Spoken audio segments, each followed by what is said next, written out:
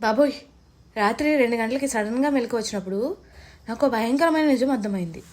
మంచి సువాసన వస్తుందంటే మనం క్లీన్ గాలి పీలుస్తున్నట్లు కాదు. ఒకరోజు రాత్రి లేచి చూస్తే రూమ్ అంతా దోమ లిక్విడ్స్ మరియు రూమ్స్ ఫ్రెష్నెస్ స్మెల్ వస్తుంది.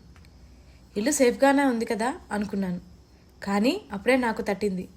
డోర్స్ అన్నీ క్లోజ్ చేసిన ఆ గదిలో నా పిల్లలు పీలుస్తున్నది ఆక్సిజన్ కాదు, ఆ టాక్సిక్ కెమికల్స్ని అని. మనం దోమల మీద పెట్టిన ఫోకస్ మనం పీల్చే గాలి మీద పెట్టట్లేదు. ఆ రాత్రే నేను టీవీ యాడ్స్ని నమ్మడం మానేశాను.